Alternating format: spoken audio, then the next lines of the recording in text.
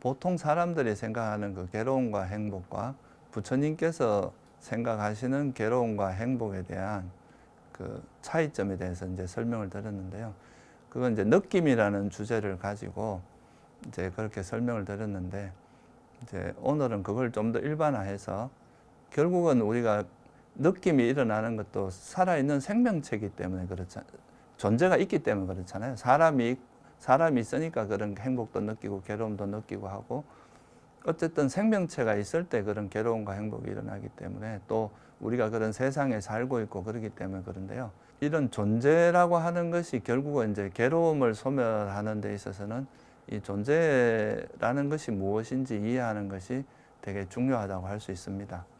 그래서 우리는 보통 이렇게 이제 뭐 생명체를 사람이나 동물 또는 뭐 짐승 뭐 이렇게 여러 가지 표현을 쓰고 있죠. 근데 이거는 그냥 이제 표면적으로 세속적으로 우리가 이제 좀 소통, 이 사람들 사는 사이에서 쓰는 언어가 좀 소통에 중심을 둔 언어죠. 그죠? 그러니까 그렇게 바라보는 관점이 있는가 하면, 좀 더 이제 부처님은 괴로움의 소멸에 관심이 있으셨으니까 좀 더 이런 존재, 우리가 그런 괴로움을 겪고 행복을 경험하는 그런 이제 생명체 또는 존재에 대한 그 좀 더 본질적인 모습, 그 존재가 가지고 있는 굉장히 본질적인 모습에 좀 더 관심을 가졌다. 거기에 대해서 이런 세상이나 이런 사람들 또는 이런 존재를 바라보는 부처님의 시각과 일반적인 시각의 차이점에 대해서 한번 오늘은 살펴보려고 합니다. 결국은 이제 불교를 이해하려고 하면은 결국 이제 깨달음을 얻는다는 건 좀 다른, 쉽게 말하면 부처님의 마음을 우리가 배우는 거다. 부처님이 세상을 바라보는 방식을 배워서 그걸 통해서, 부처님이 이제 괴로움을 소멸하신 분이니까 그걸 배우면 우리도 이제 마찬가지로 그렇게 평화롭게 괴로움에서 벗어나서 살 수가 있겠죠. 그래서 그런 부처님처럼 이제 깨달음을 얻기 위해서는 부처님께서 세상을 어떻게 바라봤다, 그 부처님이 깨달은 내용이 뭐다 라는 거를 좀 이해를 해야 거기에 그걸 기준으로 해서 우리도 거기에 닮아서 공부를 할 수가 있겠죠. 그거를. 그래서 이제 이 세상과 존재를 바라보는 부처님의 시각, 그 관점, 이거를 이제 좀 공부하는 시간을 갖도록 하겠는데요. 그래서 이것도 역시 이제 세속적인 견해로 보는 것과 부처님의 견해를 보는 것의 차이가 뭐냐, 이거를 좀 살펴보도록 하겠습니다. 먼저 세속적 관점에서 이제 세상을 바라보는 건 주로 사회적 약속에 의해서 이루어집니다. 사회적으로 뭐 이거는 연필이라고 하자, 이거는 뭐 식탁이라고 하자, 이거는 태블릿이라고 하자, 이렇게 이제 이름을 주게 되는데요. 이런 거에 제일 이제 큰 건, 물론 이제 그것의 기능이나 뭐 용도 이런 걸 가지고 이름을 붙이기도 하지만, 주로 이제 그런 거에 제일 큰 목적은 이제 소통에 그게 있죠. 어떤 언어가 있으면 이제 사람들 사이에 소통하기가 쉽잖아요. 그냥 그 한마디만 하면 그 말이 담고 있는 뜻이 있으니까 쉽게 전달이 되고 이런 게 있죠. 그래서 뭐 어떤 사물을 바라볼 때 그거 사물을 지칭하는 이름들이 대부분 그런 관점에서 이루어진 거죠. 그러니까 뭐 저도 사람이다, 뭐 또는 스님이다, 뭐 남자다, 이런 식의 이제 이야기로 보통 언어가 구성이 되어 있는데요. 그런데 부처님께서 쓰시는 언어는 그거와는 좀 다릅니다. 그러니까 우리가 일상적으로 쓰는 걸 부처님께서 뭐 일부러 또 다시 언어를 만들 필요는 없잖아요. 그러니까 부처님께서 이제 이런 법을 설하신 목적은 이제 괴로움을 소멸하기 위해서잖아요. 그래서 그 괴로움의 소멸을 하는 데 있어서 필요한 그런 언어를 좀 그런 관점에서 이제 그 용어를 선택하시고 그 언어를 쓰는데, 그러니까 부처님의 관점에서 보는 건 주로 현상이 가지고 있는 실상, 그러니까 있는 그대로의 모습을 좀 알 수 있게 하는. 결국 부처님께서도 이제 이런 진리를 깨달았다는 것은 뭐냐면 진리이거든요. 진리. 그러니까 이 세상에 있는 그 사물의 본질을 정확히 통찰해서 깨달았다, 이런 의미이기 때문에, 당신이 깨달은 바를 언어로 이제 정리해서 그걸 언어로서 이제 우리가 사람들이 알아들을 수 있도록 한 거기 때문에, 결국은 부처님께서 말씀하신 거는 그 우리가 접하고 있는 세상이나 존재의 실상이란 말은 있는 그대로의 특성이란 뜻입니다. 그것이 가지고 있는 그런 것에 따라서 이제 그거를 개념화해서 설한 건데, 이거를 특별히 불교에서 뭐라고 하냐면 법이라고 이야기를 합니다. 그러니까 법이라고 하는 건 부처님 시각에서 세상을 바라본 거를 좀 정리해서 설한 거다, 이렇게 이해하시면 좋고요. 그러니까 우리가 여러분들이 미국에 가서 이제 미국에 살려면 제일 먼저 배워야 될 게 영어잖아요, 그죠? 영어 그 나라에서 쓰는 언어를 통해서 그 사람들의 뭐 풍습이나 사고 방식, 그 생활 방식 이런 게 그 언어에 많이 녹아 있기 때문에 언어를 알면 그 사회를 이해하는데 되게 쉽게 이해를 할 수 있는 것처럼, 부처님께서 쓰시는 언어, 그러니까 부처님께서 쓰는 용어나 이런 거를 이해함으로써 우리가 부처님께서 우리에게 뭘 전달해 주고자 한다, 그거를 이해할 수가 있게 되는 거죠. 그래서 이제 그 부처님께서 세상을 바라본 그런 관점을 체계적으로 정리한 언어 또는 개념을 우리가 개념이기도 하고, 그 내용을 우리가 뭐라고 하냐면 특별히 법이라고 한다. 이 법은 결국 사물의 실상을 이야기하는 거다, 이렇게 보시면 됩니다. 이것을 우리가 세속적인 관점에서는 지금 이걸 태버릿이라고 이야기를 하는데, 근데 이 태버릿이 가지고 있는 실제 모습을 들여다보면 이건 물질이라는 거죠. 물질이라는 그 속성을 가지고 있고, 또 이거는 되게 단단한 고체의 성질도 있잖아요, 그죠? 그러니까 이런 것들을 좀 더 주의 깊게 본 거예요. 그리고 또 이런 그 물질이라고 하는 거는 세월이 지나면 변형될 수밖에 없거든요. 뭐 풍화작용도 일어나고 어디 깨지기도 하고, 이렇게 해서 이 사물이 가지고 있는 물질이고, 또 그런 물질은 항상 변할 수밖에 없다는 그거에 대해서 통찰을 하게 되면, 아, 이건 변할 수밖에 없는 건데 내가 여기에 집착하는 건 어리석구나, 이런 이제 통찰로 이어질 수 있잖아요. 그래서 이제 이 사물을 바라볼 때 괴로움의 소멸에 하는데 아주 유용한 그런 통찰력을 줄 수 있는 그런 언어, 그런 개념을 가지고 법을 설한 겁니다. 그래서 이 사물이 가지고 있는 실상을 드러내주는 거죠. 아까 제가 지난번에 말씀드린 느낌이라고 하는 것도 그냥 세속적으로 보면 내가 행복하다, 내가 괴롭다, 이렇게만 바라보는 건데, 부처님께서는 이거를 좀 더 본질적인 면에서 보면 그냥 우리 마음 속에 느낌이 일어난 것이다, 이렇게 본 거예요. 그러니까 그래서 그걸 느낌이라고 표현을 한 거죠. 그래서 이 세속적으로 접근하는 방식과 부처님이 쓰는 언어는 좀 다른데, 이 부처님이 쓰시는 언어는 그 어떤 그 사물이 가지고 있는 실상을 드러내는데 필요한 언어를 썼다. 그걸 우리가 법이라고 한다, 이렇게 이야기하는 거죠. 그러면 이 법을 이해하는데 좀 필요한 몇 가지 기준을 좀 설명을 드리면 그걸 갖고 여러분들이 좀 이해하기가 쉽지 않을까 생각하는데요. 부처님께서 그러니까 이런 법을 설한 게 이유가 뭘 것 같아요? 그냥 당신이 잘난 체 하려고 이런 법을 설했을까? 그러니까 내가 이렇게 똑똑하다는 걸 드러내기 위해서 그런 걸 설했을까? 그건 아니겠죠, 그죠? 부처님은 그런 자만이나 이런 걸 다 버리신 분이기 때문에 그런 목적이 아니라, 당신이 이제 이런 깨달음을 얻고 나서 괴로움을 소멸해 보니까 너무 이제 좋은 거잖아요. 완전한 행복을 실현하고 나서. 그러면 이거를 다른 사람도 똑같이 이런 괴로움을 소멸할 수 있는 가능성이 있기 때문에 내가 깨달은 이거를 설해 줌으로써 다른 사람의 괴로움을 소멸할 수 있는데 도움을 줄 수 있잖아요. 그래서 첫 번째 목적은 괴로움의 소멸에 있습니다. 사람들의 괴로움을 벗어나게 해주기 위해서 이런 이제 그걸 설했고, 또 우리가 이제 어떤 뭔가를 정리해서 설하는 방법은 여러 가지가 있습니다. 제가 세속에 있을 때 수학을 전공했는데, 어떤 사물을 바라볼 때 이제 그것이 가지고 있는 수학적인 구조, 이런 걸 설하면은 수학이 되는 거고, 또 경제적인 관점에서 보면 경제학이 되는 거잖아요. 그러니까 이 관점에 따라서 그 이제 이루어지는 이론이나 그 내용은 다를 수가 있는데, 부처님께서는 그런 것보다는 사람들이 가지고 있는 이런 괴로움에서 어떻게 벗어날 수 있게 해줄 것인가. 괴로움이란 뭐고, 괴로움에서 벗어난 괴로움의 완전한 행복이란 뭔가. 여기에 초점을 맞춰서 설했다는 거예요.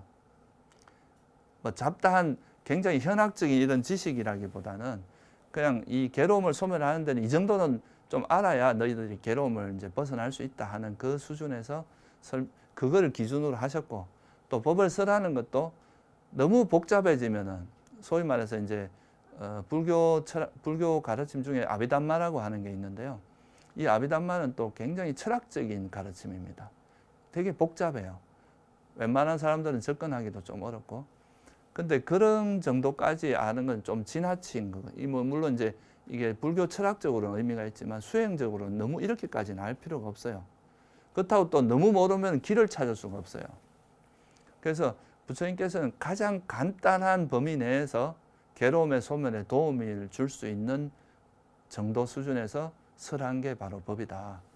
그러니까 이 법이라는 것을 기준은 괴로움을 소멸하기 위한 거지, 현학적인 지식이나 그런 이론을 막 이렇게 뭔가 많이 하기 위해서 그 당신의 지식을 뽐내기 위해서 한 건 아니다.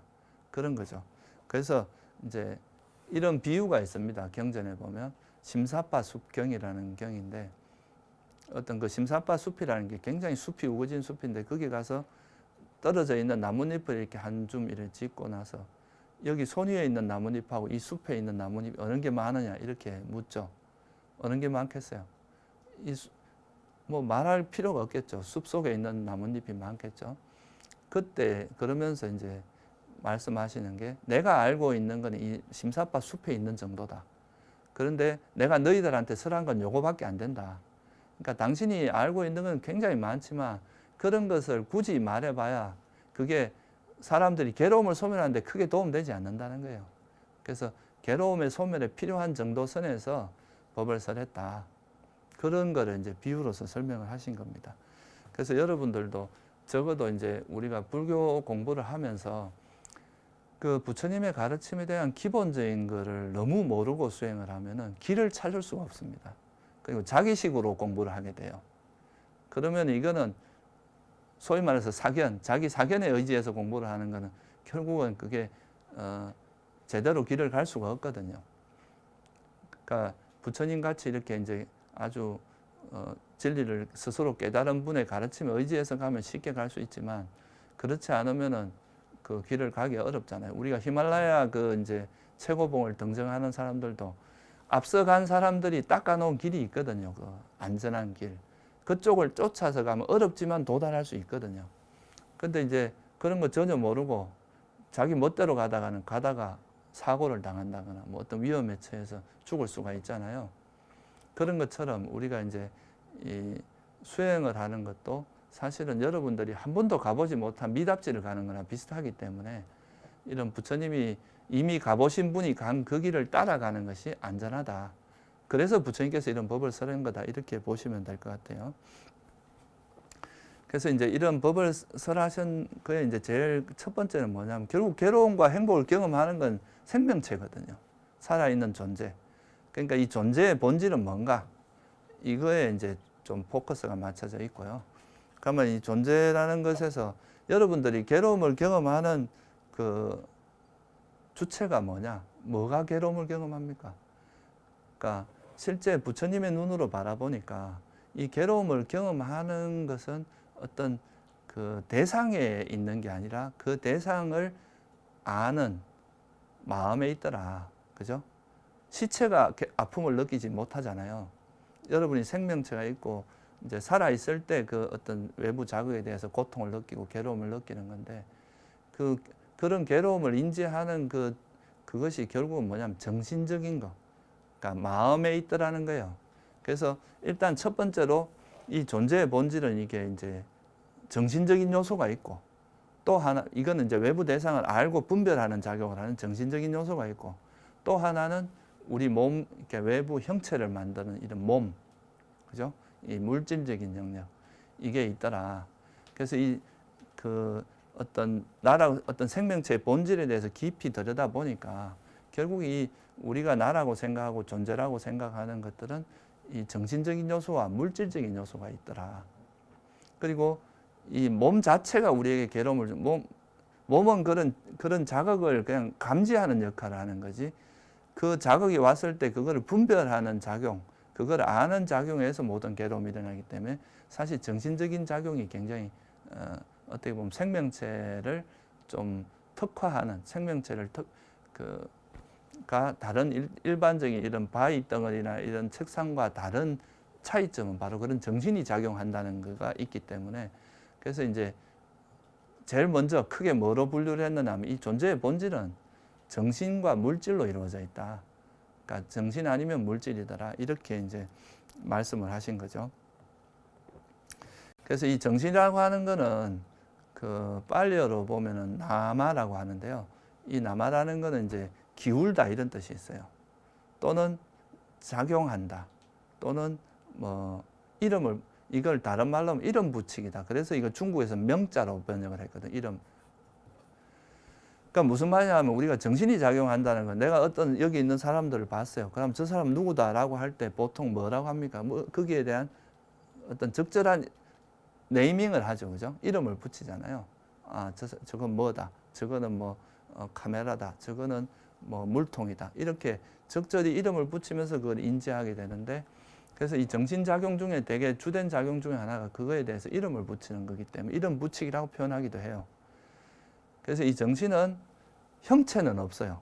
뭐가 찾으려면 뭐 내 마음이 어디 있느냐 찾아보면 찾을 수는 없는데 작용이 있어요. 뭐가 이렇게 제가 이렇게 소리를 내면 그 소리를 듣는 작용이 있잖아요, 그죠?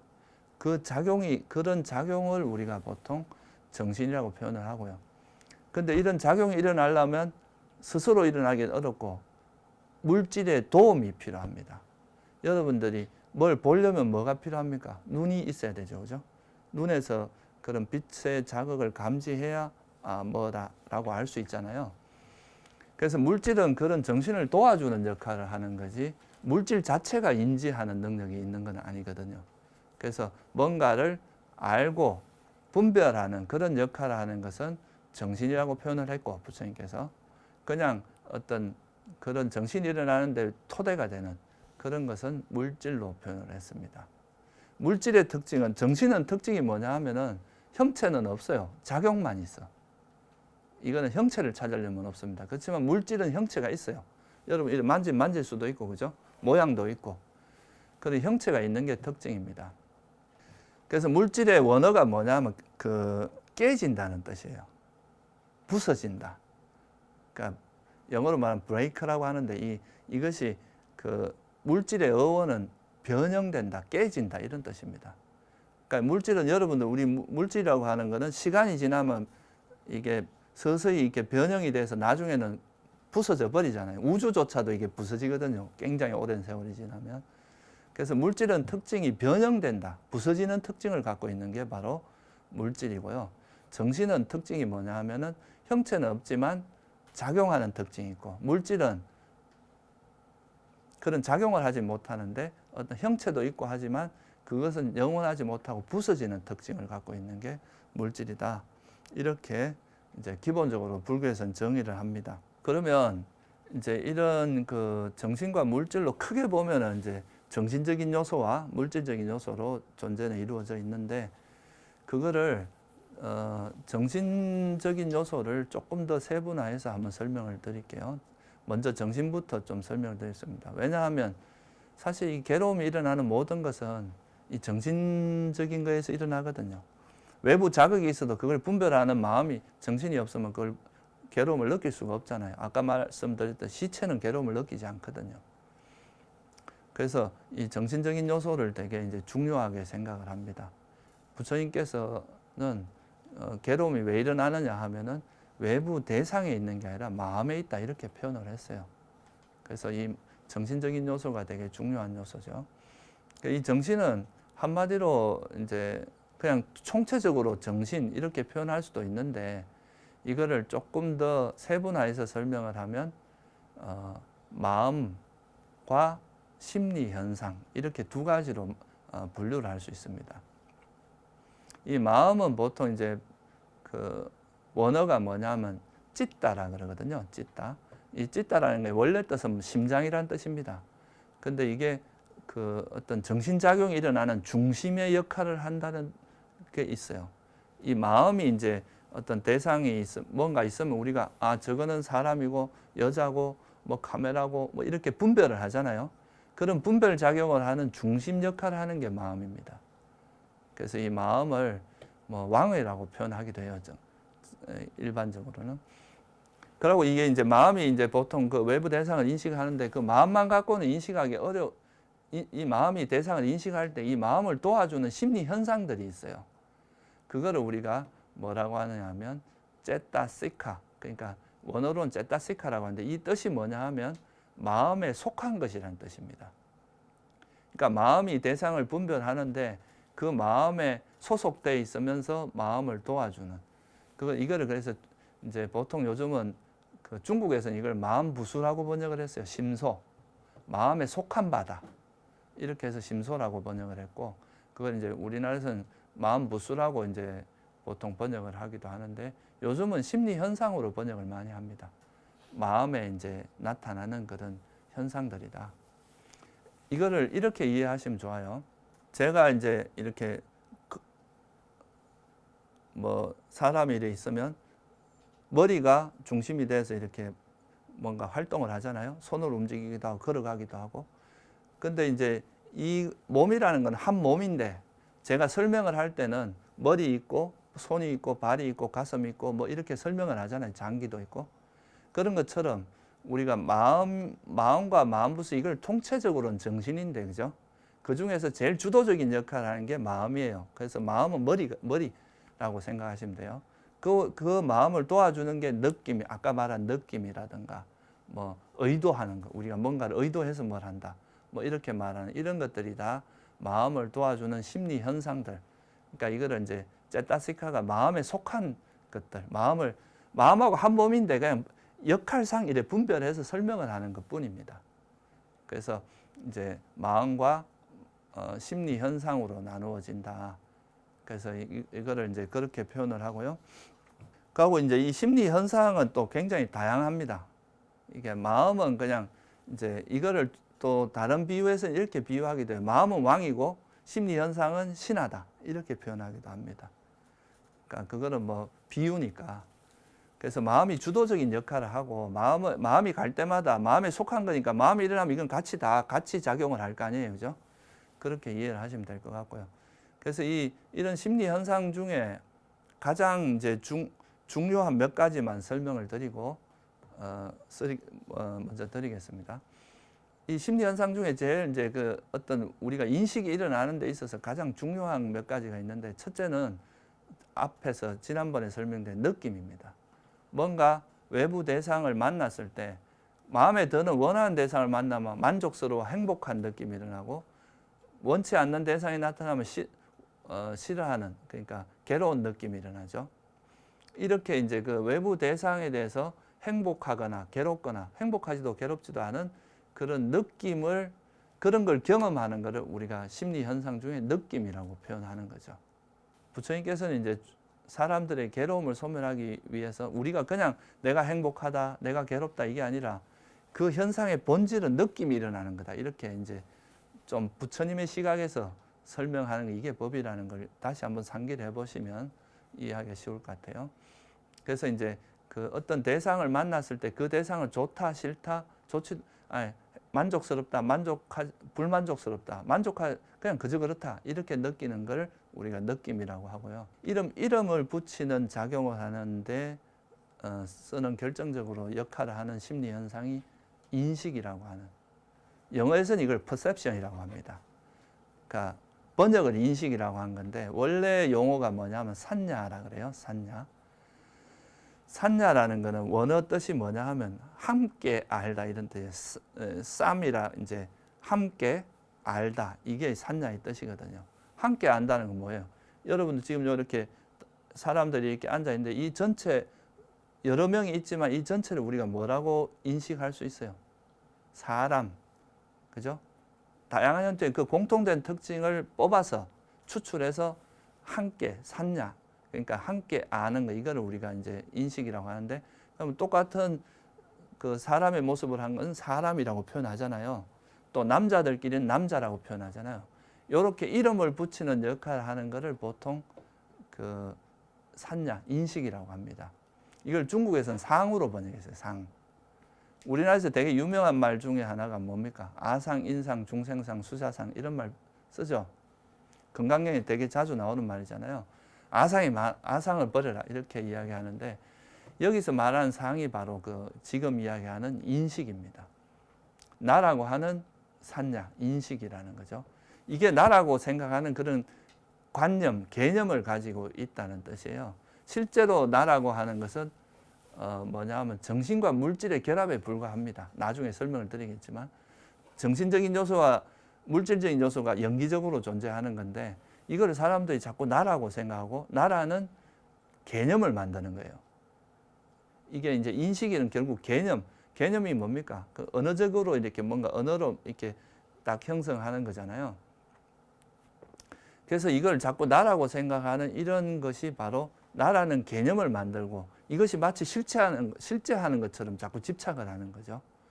근데 이거는 사실 부처님이 말씀하신 이런 관점에서 보면 그냥 나라고 하는 인식에 불과하다는 거예요. 나라고 하는 개념, 나라고 하는 언어에 불과하다.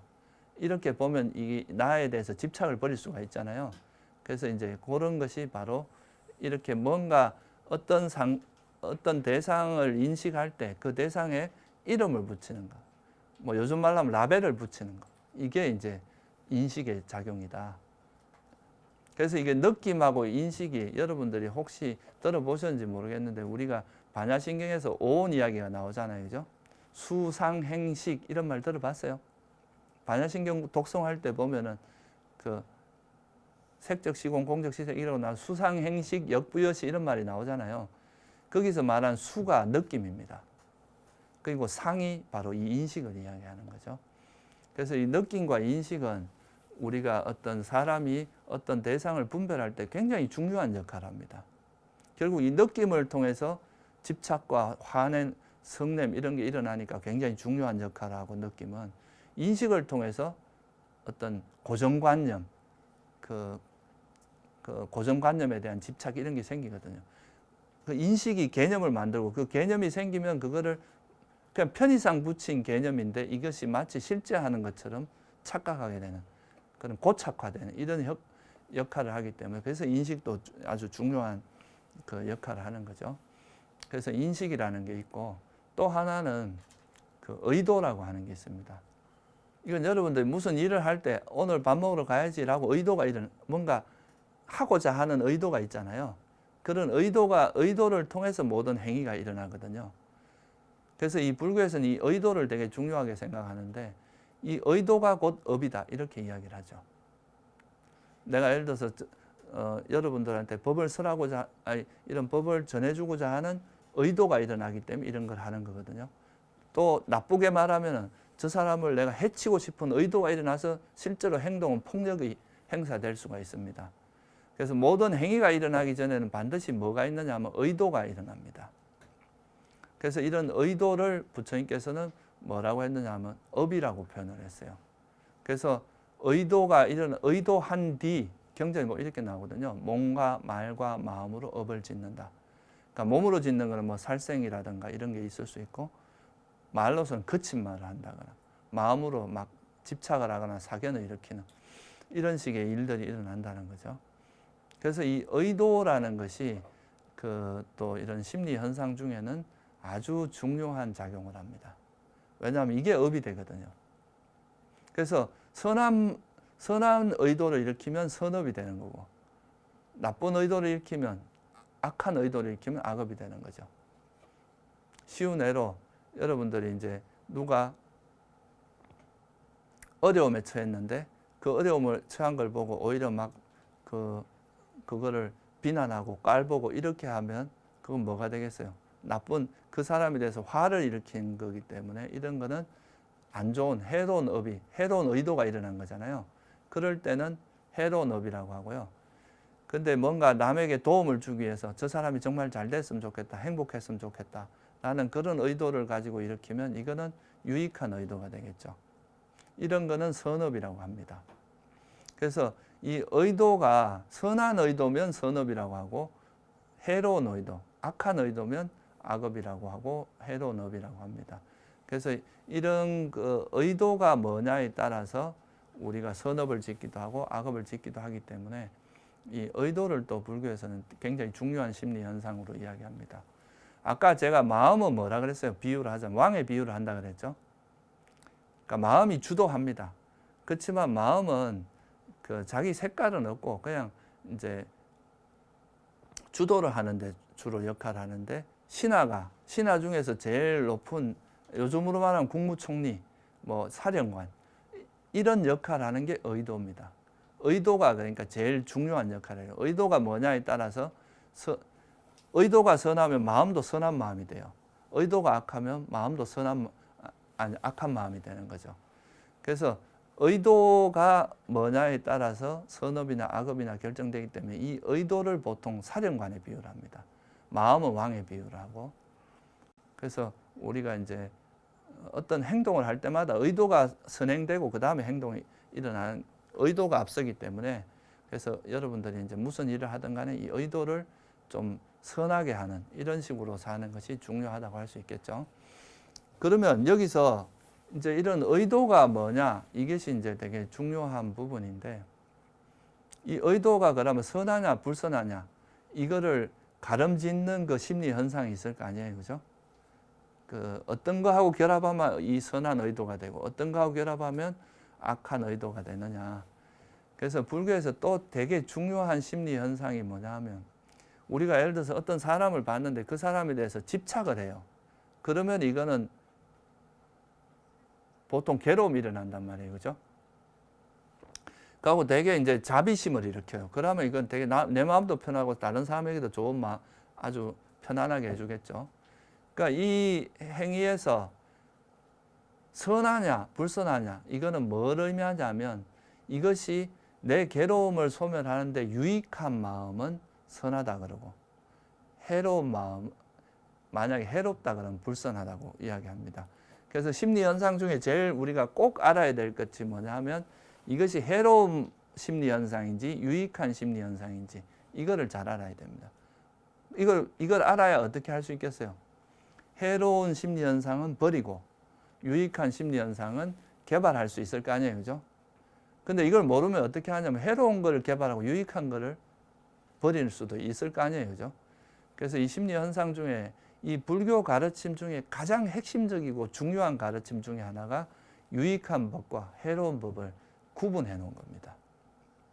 왜냐하면 이 해로운 법은 괴로움이 일어나게 하기 때문에 이게 바로 뭐가 되냐 하면 괴로움이 계속 일어나게 하는 이거에 대한 진리가 집성제입니다.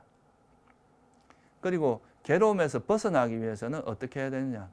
그 괴로움을 소멸로 인도하는 괴로움을 벗어나게 하는 심리 현상이 바로 유익한 건데 이거를 체계적으로 설한 가르침이 도성제에 해당해요.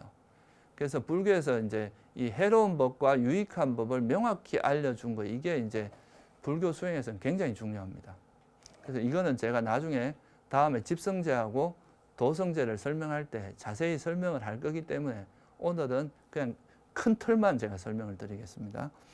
이 유익하다, 해롭다는 거의 그 원어가 뭐냐면 꾸살라, 아꾸살라 이렇게 이제 표현을 하는데 이 꾸살라라는 표현이 뭐냐 하면 그 꾸사라는 게 풀이름입니다.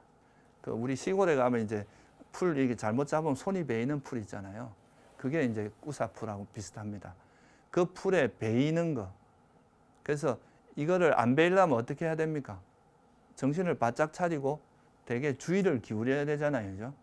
그래서 이 꾸살라라는 이 표현 자체가 유익하다는 표현인데 능숙하다, 유익하다 이런 뜻이 있어요. 그러려면 이게 뭐에 유익하다는 뜻이겠어요? 우리 지금 불교를 공부하는 목적은 괴로움의 소멸에 있잖아요. 그러니까 뭐가 유익하다는 거예요?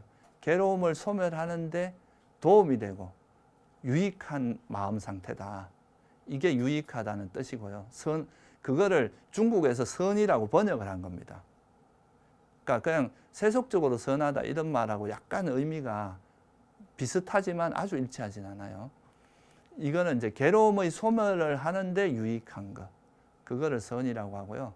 그러면 불선이라는 거는 유익하지 않다라는 뜻이잖아요. 그러니까 해롭다. 그러니까 이거는 이제 괴로움을 소멸하는 데 있어서 해롭다. 그게 이제 불선인데요. 해로운 법의 핵심은 탐진치입니다. 이 탐욕, 성냄, 어리석음 이 세 가지가 이제 우리 마음을 계속 괴롭게 만드는 대표적인 거죠. 우리가 진리를 모르면 자꾸 집착을 하게 되고 집착하면 집착의 반작용이 화거든요. 내가 원하는 거 얻지 못해도 화가 나고 얻었다 하더라도 불안해서 화가 나고 그래서 이 탐욕과 성냄은 작용 반작용 같은 거고 이것이 일어나는 그 밑뿌리에는 어리석음이 있습니다. 그래서 이 탐욕과 성냄과 어리석음을 뿌리로 해서 일어나는 그런 심리 현상은 전부 다 해로운 심리 현상에 해당합니다. 예를 들면 나에 대해서 집착하는 건 자만이고 자기 견해에 집착하는 건 사견이고 또 뭐 질투, 인색, 후회 이런 건 화거든요. 내가 얻은 걸 남한테 주기 싫어하고 또 남이 잘된 걸 보기 싫어하고 이런 게 질투, 인색이잖아요. 그래서 이런 해로운 탐진치를 바탕으로 해서 일어나는 그런 모든 심리 현상들은 해로운 심리 현상으로 분류를 합니다. 이거에 대해서는 아까 말씀드렸듯이 나중에 집성대에 대해서 좀 자세히 설명을 드리기로 하고 그리고 탐욕이 없고 그러면 탐욕, 성냄, 어리석음이 해롭다면 탐욕이 없고 성냄이 없고 어리석음이 없는 마음 상태는 굉장히 유익하겠죠. 그래서 탐욕과 성냄이 없는 상태에 탐욕과 성냄이 없어지면 그런 마음 상태를 우리가 뭐라고 하냐면 삼매 상태라고 이야기를 해요. 마음이 아주 고요한 이 삼매는 다양한 형태가 있습니다. 그래서 하여튼 이 삼매라 그런 상태가 유익한 마음 상태고 탐욕과 성냄도 없을 뿐만 아니라 어리석음이 없는 상태. 어리석음이 없다는 건 지혜가 있다는 뜻이거든요. 그래서 이거는 지혜, 이 지혜도 유익한 거에 들어가요. 그래서 탐욕 없음, 성냄 없음, 어리석음 없음, 지혜와 같은 말입니다. 그래서 이거는 유익한 마음 상태. 이런 마음을 개발하면 우리가 괴로움의 소멸에 이를 수 있고 자꾸 집착하고 화내고 어리석고 이러면은 계속 괴로움이 반복될 수밖에 없다. 이거를 이야기하고 있는 거죠. 그래서 이런 걸 분류하는 이유가 뭐냐? 부처님께서 뭐 이론을 만들기 위해서 분류한 게 아니라 이런 탐욕이나 성냄과 어리석음과 결합한 의도, 마음은 해로운 마음이니까 이건 버려야 된다 이거죠. 그리고 탐욕이 없고 성냄이 없고 어리석음이 없는 이런 마음 상태는 유익하니까 이건 개발해야 된다. 이걸 알려주기 위해서 그런 겁니다. 그래서 이걸 분명히 알아야 될 거 아니에요. 그죠? 그 탐욕, 내가 집착을 하면서도 이 집착이 위험한 걸 모르면 그게 어리석음이거든요. 그럼 그쪽으로 계속 달려갈 거 아니에요. 그죠? 그러다 보면 나중엔 그게 굉장히 큰 위험을 초래할 수 있다. 뭐 요즘 보통 우울증 때문에 자살하는 경우도 많은데 사실 이 우울함이라고 하는 거는 일종의 불교적으로 보면 화거든요. 자기에 대한 불만 이런 게 자꾸 쌓이고 세상에 대한 불만이 쌓이는 거예요. 그럼 이게 화라는 걸 알고 이것이 위험하다는 걸 알면 이런 마음에 빠지면 내가 위험하다. 그래서 자꾸 줄이려고 하고 버리려고 할 거잖아요. 그러면 이게 심각해지지 않을 건데 이거의 위험성을 모르고 이게 해로운 법이라는 걸 인지를 못하면 그쪽으로 계속 달려가서 나중에는 이게 이제 걷잡을 수 없는 상태에 갈 수도 있을 거 아니에요. 그죠? 그래서 이게 유익한지 해로운지 이런 거를 정확히 이해하는 거는 우리가 수행의 기본이 됩니다. 그래서 이걸 나중에 이제 공부를 하겠지만 이 집성제는 버려야 될 진리라고 이야기를 합니다. 왜냐하면 탐욕, 성냄, 어리석음 이거는 이제 계속 우리를 괴로움이 일어나게 하니까 이런 건 버려야 될 마음 상태다. 그리고 도성제 같은 경우 그러니까 탐욕이 없고 성냄이 없고 어리석음이 없는 이런 마음 상태는 유익하니까 개발해야 될 마음 상태다. 그래서 이걸 개발해야 될 진리다. 이렇게 표현하기도 합니다. 그래서 이걸 알아야 내가 어떤 마음이 일어나면 이건 버려야 될 마음이구나. 이거는 개발해야 될 마음이구나. 알고 노력의 방향이 명확히 정해질 수가 있겠죠. 그래서 그런 의미로 부처님께서 이제 심리 현상 중에 앞에 말한 느낌, 인식, 의도 이런 거는 인식이 일어나기 위해서 굉장히 기본적인 건데 이 탐욕, 이제 해로운 법과 유익한 법은 버려야 될 것과 개발해야 될 것을 분명하게 알려주는 그런 이제 가르침이다. 이렇게 말할 수가 있습니다. 그래서 정신에 대해서는 이 정도로 이해를 하시면 될 것 같고요. 사실 이 정신에 대해서 이렇게 분류를 하는 것이 굉장히 어려운 일입니다. 이건 진짜 부처님 같이 그렇게 엄청난 지혜를 가진 분만이 할 수 있는. 그래서 이걸 그 나가세나 존자가 뭐라고 비유를 했느냐 하면서 찬탄을 했느냐 하면, 우리가 바다에 가면 그 낙동강 물도 들어가고 한강물도 들어가고 뭐 소양 다 들어가서 그게 바다에 모이잖아요. 그럼 바닷물을 이렇게 떤 다음에 이 물에서 이것은 낙동강에서 온 물이고 이거는 그 한강에서 온 물이고 이렇게 구분하는 것만큼 어렵다는 거예요. 이 정신을 이렇게 분류하는 게. 그 정도로 이제 어려운 일이기 때문에 우리가 이런 거를 잘 이해해서 개발해야 될 것과 버려야 될 걸 명확히 이해해야 수행이라는 것이 체계적으로 이루어질 수 있다. 그래서 이건 나중에 제가 자세히 설명드리도록 하겠습니다. 그래서 정신은 마음과 심리 현상 이렇게 나눌 수가 있고, 심리 현상은 뭐 느낌, 인식, 의도 이렇게 아주 기본적인 것과 유익한 것, 해로운 것 이렇게 나누어서 부처님께서 설하셨다.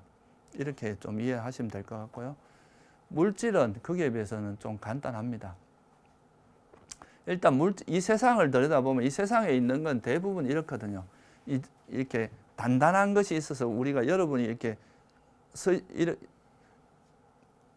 뭔가 딛고 설 수 있는 이게 땅이잖아요. 땅이나 이렇게 단단한 거 이런 게 있으니까 우리가 그런 토대가 있어야 있을 수 있고, 또 물이라는 게 있어야 또 생명 유지가 되고, 그러니까 그리고 이제 이런 열이 있어야 생명체가 또 이래 그 몸이 이렇게 유지가 될 수 있잖아요. 그리고 또 이제 움직일 수 있어야 되고, 생명체라는 게 바람에. 그래서 이런 거를 자연에서도 이래 보면 이런 이제 단단한 고체의 형태가 있고 액체가 있고 이렇게 움직이는 기체가 있고 뭐 공기도 있고 이런 것처럼, 부처님께서 그 자연의 그걸 본질을 가지고 이 물질이라면 어떤 것이나 땅의 요소, 이건 단단한 고체를 이야기하는 거고, 물의 요소, 이건 액체로 이루어진 거. 그 다음에 화대는 이제 그 열을 가지고 있는 거죠, 그죠? 온도. 그러니까 그런 불의 요소나 바람의 요소, 이 네 가지로 이루어져 있다. 이 모든 물질은 다 동일하다. 이렇게 보신 거죠. 이걸 우리가 이제 불교에서도 받아들여서 근본 물질이라고 합니다. 4대 이런 말 들어봤죠, 그죠? 지수, 화풍, 4대. 이거는 모든 물질을 이루는 아주 근원적인 물질이라는 뜻이고요. 이거는 이제 기본적으로 근본 물질이라고 이야기를 하고, 이 외에도 우리 몸을 이루는 게 이제 4대로 이루어져 있지만, 그 중에서 우리가 불교에서 마음이 되게 중요한데, 마음을 일어나게 하는데 도움을 주는 걸로 분류를 합니다. 분류 방법은 여러 가지가 있잖아요. 뼈를 가지고 뭐 그 의학에서는 뼈가 몇 개로 이루어져 있다 이렇게 볼 수도 있고, 근육이 몇 개 이루어져 있다 이런 걸로 분류할 수 있지만, 부처님께서 분류하는 방식은 괴로움의 소멸의 목적이니까 마음이 일어나는데 어떤 역할을 하는가, 여기에 포커스가 맞춰진 거예요. 그러니까 뭐로 분류를 했냐면, 보는 데 역할을 하는 건 뭡니까? 눈, 듣는 거는 귀. 그래서 안, 이, 비, 설, 신, 눈, 귀, 코. 코는 냄새 맡는 역할하고, 혀는 맛을 보고, 몸은 감촉을 느끼는. 그래서 안, 이, 비, 설, 신과 이게 대응되는 형색, 소리, 냄새, 맛, 감촉, 이 5가지, 그러니까 앞에 5가지와 옆에 그러니까 이 안이비설신이라고 한 눈, 귀, 코, 혀, 몸은 어떤 그런 대상을 감지하는 센서로서의 분류가 된 거고요. 그걸 통해서 알게 되는 대상, 이거는 색성향 미촉법, 색상 미촉, 그러니까 형색, 소리, 냄새, 맛이라고 하는 요거는 대상의 측면에서 분류를 한 겁니다. 그러니까 눈과 형색이 부딪혀야 안식이라고 하는 게 일어나서 저게 뭐다라고 볼 수 있잖아요. 소리와 귀와 소리가 부딪힐 때 이제 이식, 그러니까 귀로서 뭔가 듣는 의식이 일어날 수 있잖아요. 그래서 그런 마음이 일어나는데 도와주는 조건이 되는 거로 분류를 했어요. 그래서 물질은 근본 물질과 파생된 물질로 분류를 하는데, 파생된 물질의 대표적인 게 눈, 귀, 코, 혀, 몸, 형색, 소리, 냄새, 맛, 감촉 이렇게 분류를 하는 거죠. 그래서 이 분류에서도 알 수 있지만, 우리가 이 분류의 목적이 어떤 다른 게 아니라 마음이 일어나는 그 구조를 좀 설명하는 것에 있는 거죠. 우리가 보통 이제 나중에 여러분 보시겠지만 제일 우리가 집착을 많이 하는 게 보고 싶은 거, 그죠? 아름다운 거 보면 막 그거 보고 싶어 하는 거, 또 듣고 싶은 거, 음악이나 뭐 그런 좋은 달콤한 소리 이런 걸 듣고 싶어 그런 데 애착이 많잖아요. 그래서 그런 것들이 일어나는 그 구조, 특히 감각적 욕망은 이런 5가지 감각 대상에 대한 욕망입니다. 그래서 이런 대상들이 어디에 부딪혀 일어나게 만드는 그 토대가 되는 그걸로 분류를 해서 이제 물질을 눈기, 코, 혀, 몸, 그 다음에 형색, 소리, 냄새, 맛, 감촉 이렇게 분류를 해서 물질로 분류를 한 겁니다. 그래서 이제 종합을 해보면 우리가 이제 존재라고 하는 거는 정신과 물질로 이루어지는데 이 정신은 또 다시 마음과 심리 현상으로 나눌 수 있고 이 심리 현상 중에서는 특히 중요한 거는 해로운 법과 유익한 법. 이거를 이제 해로운 심리 현상과 유익한 심리 현상을 잘 알아서 이제 그 해로운 건 버리고 유익한 걸 개발함으로써 이 괴로움을 벗어날 수 있다. 이런 측면이고요. 또 이제 그걸 도와주는 게 물질적인 요소다. 그래서 이제 부처님께서 보신 거는 이런 존재라고 하는 거의 실상, 그러니까 사람, 뭐 인간, 남자, 여자, 스님 뭐 이런 것이 아니라 그 존재가 가지고 있는 본질적인 모습으로 들어가 보면 정신적인 요소와 물질적인 요소로 이루어져 있다. 이게 이제 첫 번째 통찰입니다. 그리고 이제 여기서 한 걸음 더 나아가게 되면 이 이제 물질과 정신으로 이루어져 있는데 그러면 이게 어떻게 일어나느냐? 현재 일어난 건 이렇게 분류를 했어요, 그죠? 그러니까 이제 현재 일어난 우리가 나라는 존재 또는 뭐 이런 사물도 다 보면 물질 아니면 정신으로 이루어져 있는데 그러면 이것이 왜 일어나느냐 이거예요. 이렇게 나타난 이유가 뭐냐? 이게 또 불교에서 아주 중요한 통찰인데요. 부처님께서 하신 이 세상에 있는 모든 것은 그냥 우연히 발생했느냐 아니면 창조주 하나님이 다 만든 거냐? 그게 아니다. 이 세상에 있는 모든 것은 조건에서 일어난다. 이거를 설명한 게 연기법입니다. 그래서 이 세상에 있는 존재는 물질과 정신으로 이루어져 있는데 이것이 일어나는 이유는 조건에 의해서 일어난다는 것을 설명한 게 연기법인데 그거는 제가 이제 다음 시간에 또 설명을 드리도록 하고요. 오늘은 존재의 실상이 물질과 정신이라는 것을 이해하는 것으로서 그것만 명확히 이해를 해도 존재의 본질은 그냥 정신적인 요소와 물질적인 요소로 이루어져 있다 하는 것을 이해하기만 해도 될 것 같습니다. 오늘은 이걸로 마치겠습니다.